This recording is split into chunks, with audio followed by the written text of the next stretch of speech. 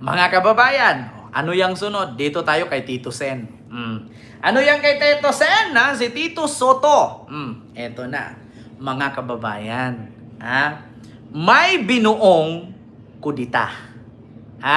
May binuong kudita sa Senado ngayon. At ang sabi ni Tito Sen, alam niya na merong niluluto na palitan siya. Bakit?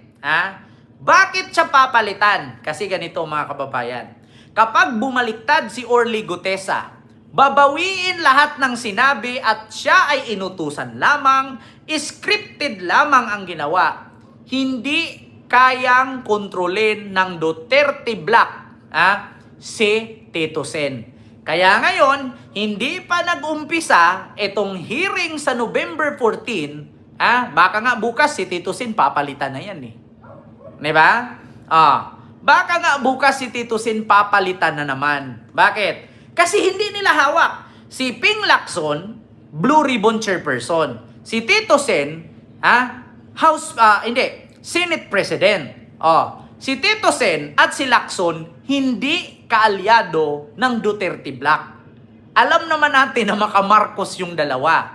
Kaya ngayon, kapag nandun na yung mga witness at ididiin si Marcoleta, ididiin si ganito, ididiin si ganyan, wala silang makontrol. Automatic yon. Si Tito Sen ba makontrol nila? Hindi. Hindi naman Duterte Black si Tito Sen. Hindi rin Duterte Black si Ping Lacson. Pangalawa, si Tito Sen pwede niyang pirmahan na bawal si Bato sa loob ng Senado. Kasi si Tito Sen, nasa bulpin ni Tito Sen.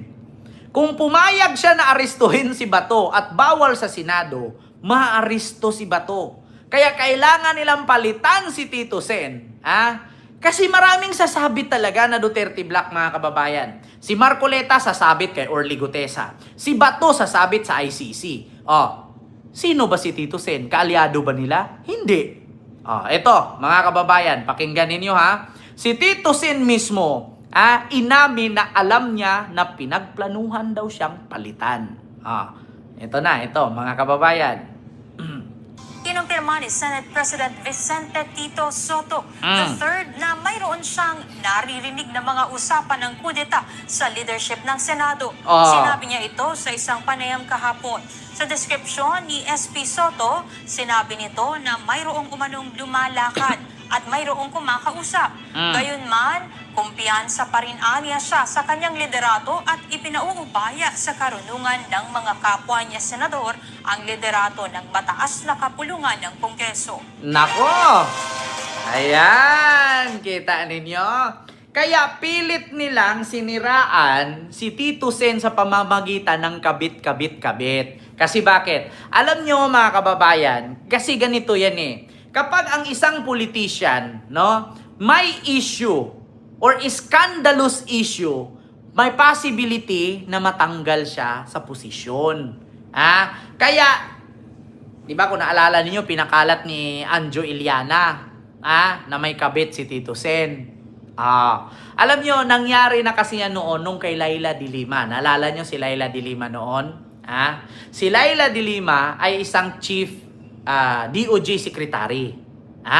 DOJ Secretary si Laila de Lima. Alam nyo kung bakit natanggal si Laila de Lima sa DOJ Secretary at tumakbong senador? Kasi dahil sa isyong Junel. Mga kababayan, pakicomment kung anong tawag sa kasong ganun. May tawag dyan may tawag dyan na public scandal. Basta may tawag sa ganyan. Bawal kasi yan mga kababayan sa isang government official na meron kang isyong ganyan, yung mga kabit-kabit, yung mga scandal-scandal. Di ba? Kung naalala nyo noon yung kay Laila de Lima, may tawag dyan Nakalimutan ko lang kung anong tawag dyan. Kasi kung naalala nyo noon, si Laila de Lima, may iskandal, Ito, moral turpitude. Ayan, yan yung tawag doon. Moral turpitude. Diyan sa moral turpitude, may possibility na si Tito Sen mapapalitan. May possibility na si Tito Sen, yan ang idadahilan nila.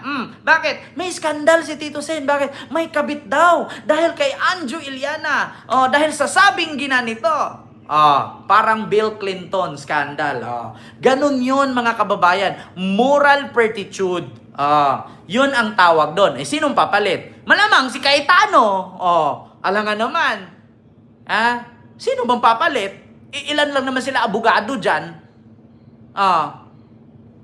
Yan po yun mga kababayan. Kung naalala ninyo, ganyan ang nangyari kay Laila de Lima noon. Di ba? Moral turpitude ang tawag diyan. Basta mayroon kasi yan silang pinapanumpaan mga kababayan, 'di ba? Bago sila manalo, bago siya maging Senate President, make sure na, 'di ba? Ganito yan sa madaling explanation mga kababayan. Kasi lalo kapag DDS ang manood sa akin mga bobo. Ganito yan. Si Tito Sen kasi parang nag-apply ng scholar yan. Ganito siya. Para siyang nag-apply ng scholar. Kasi bakit? Di ba kapag nag-apply ka ng scholar, kailangan yung grado mo maintain. Kailangan malinis yung pag-aaral mo. Wala kang bad record. Wala kang bad record. Ngayon, paano mo mapanatili ang scholarship mo kung sasabit ka? Ganon yon. Sa moral turpitude, mga kababayan, sasabit si Tito Sen doon. Ganon yun. Diba? Kasi may mga pinapanumpaan sila Sino bang nakatry dito mag-apply ng scholarship sa college? Pati sa mga university. Di ba kailangan i-maintain mo yung grado mo, kailangan malinis ka, wala kang absent, wala kang late, wala kang ganito, ganyan. Di ba? Pag first year college ka, second year, fourth year, third year, ganun yon. Ganun din si Tito Sen. Kapag mapahidan, kapag mapahidan yan, yung kanyang pangalan bilang Senate President, matatanggal siya. At not only for that, mga kababayan, marami pa. Kaya nga si Chis Escudero napalitan. Anong nirason nila? Anong dinahilan nila kung bakit pinalitan si Chis? Dahil nasangkot sa flood control scandal. Kaya pinalitan. Ngayon, ano ang idadahilan nila kay Tito Sen para magkodita sila? May isyong kabit. Idadahilan nila yan, yung nilabas ni Anjo Iliana. May kabit, ganyan, binabahay, 2013 pa lang. Yan ang irarason nila Anong irarason nila kay Tito Sen kung ba't nila palitan? Sige nga, may ginawa ba si Tito Sen na mali? Anong irarason? Diba? Anong irarason nila? Diba? Diyos ko! Ayan na! Nandito si Kibuloy, nanood sa atin. Wala silang irarason para palitan nila si Tito Sen. Ang irarason nila dyan, alam ko na. Kasi si Tito Sen mismo nagsabi, may mga naririnig siya at nilalakad na ngayon na pirma. Kapag umabot ng pirma na, umabot ng 15, mapapalitan siya. Ang tanong, ano bang rason doon kung bakit nila papalitan? Diba? Yung nilabas sa skandal, kabit-kabit, noong 2013, jowa daw ni Tito Sen, jowa din ni Vic Soto. Sabi ni Anjo Iliana. Yun naman yun moral turpitude ang tawag doon. Kita nyo mga kababayan?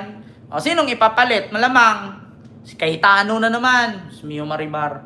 Wala na kasi mga kababayan, wala na. Black na yung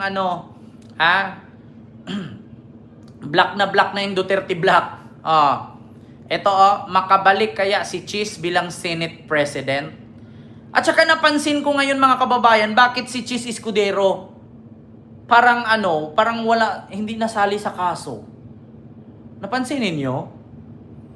Parang ang kaso lang ni Chis ngayon ay sa Comelec. Di ba inamin mismo ni Bunuan, ay ni Bernardo na tumanggap si Chis ng 160 million kickback? So ito nga ngayon ang tanong mga kababayan. Ito. Makakabalik kaya si Chis bilang Senate President? 'Di ba? Ito, pakinggan natin ito galing ito kay Christian Isguera Credit to the owner of this video. May mga nagbabalak na naman na baguhin yung Senate leadership. Talaga? Mukhang may context yan. Meron na silang mahigit, meron na silang mahigit, meron na silang 13 or more votes. Oh, Sino 13 yung votes daw. Eh di yung mga may kaso, ano ka ba? Saan ko yung bakbakan? Sino doon? Sino yung upo? Ha? Sino Senate President? Hindi yung dati. Di ba na ngayon, sakat. Oh, ayan na, mga kababayan. Ibabalik na naman nila kung hindi si Chis Escudero, si Alan Cayetano. Nakalikom na daw sila ng 13 votes. Ayan na, 13 votes! Ayan na, nandito si Chosin One. Diyos ko, si Kibuloy yan. Siya lang daw the Chosin One. Sa Amerika ka na lang. Sa Amerika ka na lang. Doon ka na. Huwag ka na dito sa live ko. Doon ka sa Amerika, magkalat ka doon nang hanapin ka ng FBI. The Chosin One. Samahan mo na lang si Kibuloy. Kita nyo mga kababayan?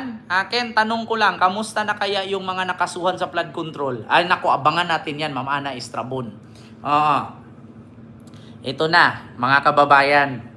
Sabi mismo ni Ronald Llamas, na nakalikom na daw ng 13 votes para palitan si Tito Sen, either si Chis Escudero or si Alan Cayetano. Dalawa lang yan mga kababayan. Puta kang kaso, di ba? Feeling niya kasi kaya niyang bumalik. Feeling niya, hindi lang siya tatanggapin ng kapwa senador, kundi tatanggapin siya ng mamamayang Pilipino. Dahil Ganda sa mga batiko sa kanya. Dahil sa mga banat sa kanya, sa kanyang salin na pinakamababa sa Senado. Kita niyo? Dahil sa mga banat sa kanya, tsaka sa kanyang asawa na namumuhay sa luho. Diba? Grabe kayo kasi. Yan tuloy, Hindi nagpa-backfire kayo. Sa pagbalik sa posisyon. Di ba? Pwede ba natin, lagyan natin ng tema para Kita ninyo mga kababayan. Sabi ko nga sa inyo, yan ang binubuo nila ngayon.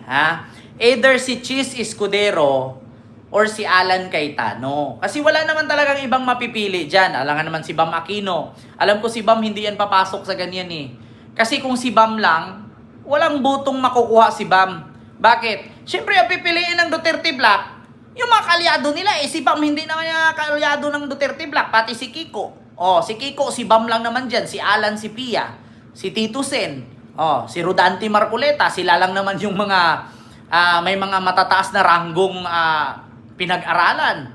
Yung iba naman wala namang connection about sa law. Ilan lang mga abogado diyan na nasa Senado. Kadalasan naman yung iba diyan mga artista na yung iba 'Di ba? Hindi ko naman sinabing walang pinag-aralan yung iba. Yung iba kasi diyan na mga senador, yun yung may mga alam sa law or mga nakapag talaga ng bar, 'di ba? Naku po mga kababayan, kailangan kasi talaga mga kababayan na palitan si Tito Sen. Kasi bakit? Kapag si Bato aarestuhin na ng ICC, hindi nila makokontrol si Tito Sen kasi hindi nila kaalyado. Maka-BBM yan 'Di ba? Maka-BBM si Tito Sen. Pangalawa, pagdating dito kay Orly Gutesa, si Tito Sen at si Ping Lacson magka-vibes. Kung ano ang idein dito ni Orly Gutesa, anytime pwedeng i-contempt ni Tito Sen kasi si Tito Sen ang Senate President at ang tawag dito, chairperson ng Blue Ribbon, si Lacson. Paano kung masangkot ang Duterte Black? Sino ang kakampingan nila ngayon? Sino ang magpapahinto? Wala. Sa Senate Blue Ribbon, si Lacson. Sa Senate President, si Soto. Saan ang power ng Duterte Black ngayon? Kaya sa Senate Blue Ribbon, pwede nilang kontrolin kasi bakit? Doon sa Blue Ribbon na yon, maraming Duterte Black kasali. Pero ang pasya dyan, na kay Tito Sen. Kay Tito Sen pa rin masusunod yan kung pipirmahan niya o hindi. Kung pipirmahan niya yan, naku, ang kapalaran nasa pirma ni Tito Sen. So yun po yun mga kababayan.